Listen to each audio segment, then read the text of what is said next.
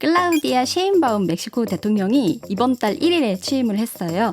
멕시코 최초의 여성 대통령이기도 하고요. 물리학자이면서 에너지 공학 분야 석박사예요. 2007년에 이제 UN 기후변화가 당사국총회 전문가 패널 IPCC 4차 보고서가 기후변화 위기를 경고한 공로로 그의 노벨 평화상을 탔는데요. 맞아요. 그때 IPCC 패널이었대요. 예. 과학계의 전문가로서 그런 위상이 있는 것 같은데 어떻게 대통령 정치인의 또 1인자까지 됐을까요? 예. 다음 두 번째 소식으로 가볼까요? 예, 이번에는 미국에서 조금 더 내려가 보겠습니다. 대통령 된 기후변화 전문가, 멕시코의 미래는?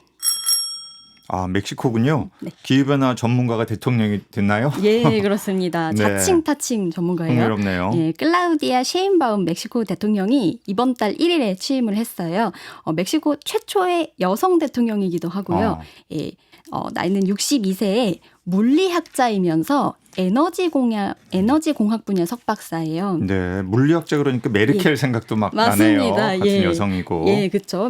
약간 많이 비교를 하게 되는 것 같아요. 네. 이 사람이 그 멕시코의 한 서울대 같은 이제 우남대학교라고 국립대에서 최초의 에너지 공학 여성 박사예요. 그래요. 네, 그래서 학자로서도 사실 조금 성과가 많은 분이에요. 네. 근데 집안이 다 과학자 집안이더라고요. 모친이 생물학자인데 한 2년 전까지 국립과학상 수상할 만큼 현재까지 좀 활발한 연구를 하는 분이고요. 부친은 화학자입니다. 네. 이분이 뭐 에너지 관련 위원회 활동 같은 것도 많이 하고 그다음에 UNDP, UN 개발계획, 그다음에 세계은행 이런 국제기구에서도 근무를 하면서 정치인이면서도 학자로서 연구도 왕성하게 한 그런 사람입니다. 그런 경력으로 보면 전형적인 전문가, 어떤 그렇죠. 과학계의 전문가로서 그런 위상이 있는 것 같은데 어떻게 대통령 정치인의 또 1인자까지 됐을까요? 예.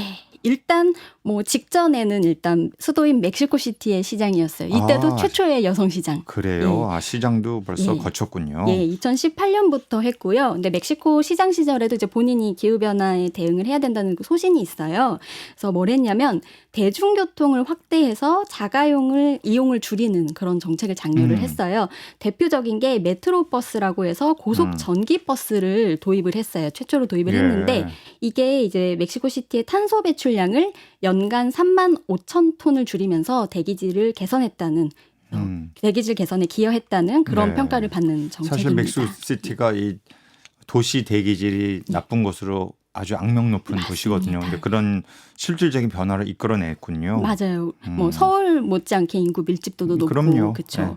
근데 이 사람이 이제 전임 안드레스 마누엘 로페스 오브라도르 대통령이랑 정당이 똑같아요. 모레나 당이고 같은 좌파 정당인데 사실 멕시코 이 전임 대통령이 코로나19 팬데믹 때 좀 악명 높은 사례가 있어요. 이 사람이 코로나 부정하고 마스크 안 쓰고 다니던 사람이에요. 근데 이 사람이 정치적 동지고 되게 이 사람을 지근거리에서 보좌했던 클라우디아 셰인바움 지금 대통령이 그런 보좌했던 사람임에도 불구하고 이 사람의 그 소신을 따르기보다는 자기 과학자로서의 또 소신이 있잖아요. 그래서 이 사람 반대로 같은 정당인데도 멕시코시티 이제 시장으로서 시민들에게 마스크를 써야 된다. 코로나 시기에 직접 쓰고 막 마스크 착용을 홍보를 해서 좀 사람들한테 신뢰를 얻었던 게 있는 것 같아요. 그래서 뭐 시정 굉장히 잘했다고 평가를 받았어요. 피살률도 한 51% 낮추고 강력 범죄도 58% 줄였다. 이런 범죄율도 낮추는데 기여를 했네요. 예, 좀 개인적으로 이분의 이력을 이제 준비를 하면서 보다 보니까 되게 열정적인 것 같다. 이분이 그러니까 학생 시절 때부터 과학도로서 이제 연구도 되게 열심히 하고요. 그다음에 멕시코도 사실은 과거에 한 30여 년 군사 독재를 좀 경험을 했었어요. 그래서 이때 뭐 사회 개혁, 뭐 민주화 운동 이런 거 학생 운동을 리더도 하면서 그런 정치 활동도 열심히 하고 공부도 열심히 하고 부모님도 되게 연구 활동 열심히 하는 과학자이면서 옛날 뭐 68 혁명 시기 때 좌파 운동을 하셨던 그래서 사회에도 관심이 많고 어떻게 보면 지식인으로서 사회적 책임을 다해온 그런 열정적인 연구가이자 정치인 뭐 이렇게 조금 이력을 볼 수 있을 것 같아요. 기후변화 전문가라는 거는 또 어떤 면에서 예. 보셨나요? 예, 일단 뭐 기후변화 이 사람 연구가로서 업적도 나오긴 하더라고요. 멕시코 내에서 오염을 측정해서 온실가스 경보를 울리는 그런 시스템을 만들었다. 이런 게 하나 있고요. 그다음에 37살에 이제 멕시코시티 환경부 장관을 맡은 게 첫 공직. 시 안에서의 장관. 예, 시정부에서 그런 게 있고요. 가장 대표적인 거는 저는 이 사람이 우리 2007년에 이제 UN 기후변화 협약 당사국총회 전문가 패널 IPCC 그 4차 보고서가 지구 평균 기온이 1.5도에서 2.5도 상승하면 한 20-30%의 생물이 멸종한다. 이래서 기후변화 위기를 경고한 공로로 그의 노벨 평화상을 탔는데요. 맞아요. 그때 IPCC 패널이었대요. 예. 근데 그때 연구원이 600여 명 많이 정도, 받았죠. 원 오브 댐이긴 하지만 기후변화 위협을 경고한 공로로 노벨 평화상을 탔던 그 사람 중에 한 명이 이제 대통령이 된 거죠. 이 면에서는 진정성이 있는 그런 이제 그렇죠. 학자적인 배경을 갖고 있다고 볼 수 있겠네요. 예, 맞습니다. 정치 활동하면서도 계속 이제 이런 연구하고 전문가로서 기후변화 위험성도 알리고 이런 활동을 해온 거예요. 그래서 당연히 공약도 그에 다를 수밖에 없겠죠. 지금 멕시코의 재생에너지 비중이 한 24% 정도 된대요. 근데 이제 본인 재임 기간 6년이거든요. 네. 2030년 되면은 45%까지 재생에너지 비중을 높이겠다. 근데 이게 되게 중요한 거예요. 왜냐하면 멕시코가 세계 11위의 석유 생산국이거든요. 석유 생산해서 팔아서 돈을 버는 나라였는데 재생에너지 비중을 이렇게 끌어올리겠다 하는 게 되게 좀 파격적이다. 그만큼 이제 화석연료에 대한 의존은 좀 줄어들게 될 테니까 그런 거겠죠. 맞습니다. 그래서 대선 기간에 재생에너지 투자도 한 135억 7천만 달러 늘리고 탈탄소 정책에 속도 내겠다 이렇게 공약을 했습니다. 그래서 전임 로페스 오브라도 대통령이 정치적 동지인데도 이제 과학자로서의 소신은 이렇게 별개로 유지를 한다고 했잖아요. 그래서 전임 대통령은 막 200억 달러 넘게 투입해가지고 정유시설을 신축했어요.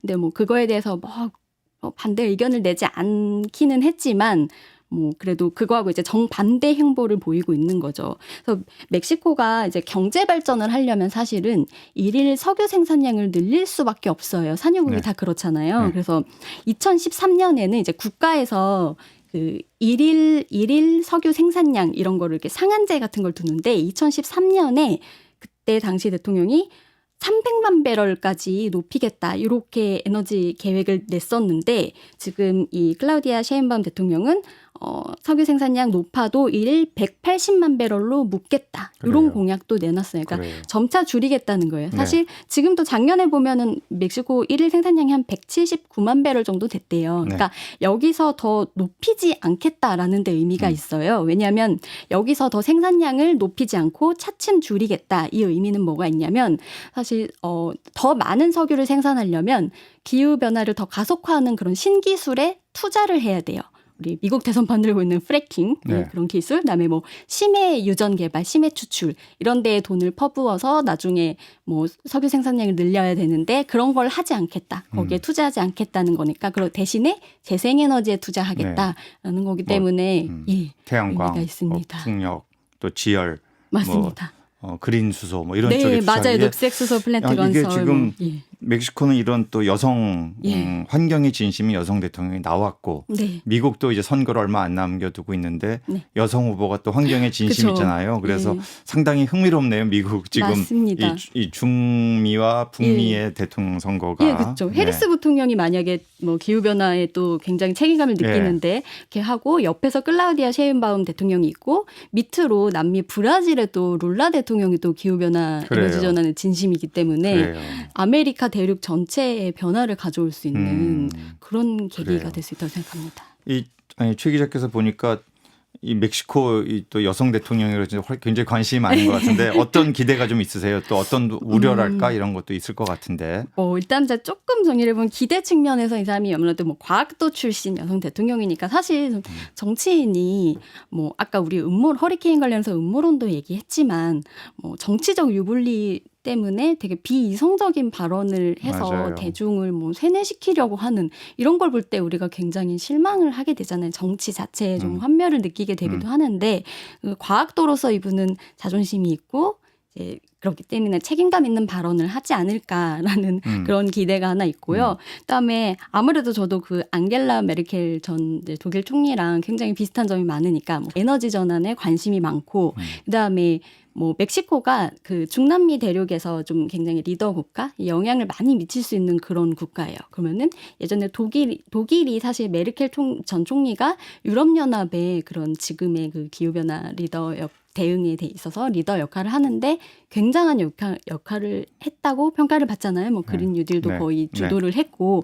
그런 역할을 하지 않을까라는 기대가 있고요. 근데 사실은 한계의 측면도 있긴 있습니다. 지금 유럽도 뭐 전쟁이 닥치고 유럽 전쟁, 중동 전쟁 닥치고 그다음에 AI 개발 경쟁이 좀 가속화되면서 뭐 탈탄소화 많이 좀 늦어지고 있잖아요. 그런 부분이 있고 미국도 요즘에 막 셰일 증산하고 뭐 그런 부분이 있고 그다음에 멕시코라는 국가 자체가 오랜 기간 중진국 함정을 벗어나지 못하는 국가예요. 그리고 사실 아직도 뭐 범죄율도 많이 낮춰야 되고 경제 개발해야 되니까 소위 돈 들어가는 정책을 많이 할 필요가 있어요. 나라 성장을 위해서. 그렇죠. 그러면 언제든 꺼냈을 수 있는 석유의 유혹에 좀 빠질 수가 있기 그렇죠. 때문에 국제 정세나 국제 경제 그런 상황이 굉장히 중요한 영향을 미치지 않을까 이런 우려도 좀 있습니다. 아무래도 이런 기후 정책을 적극적으로 펴기 위해서는 사실 경제가 좀 안정되는 것이 굉장히 중요하잖아요. 그런데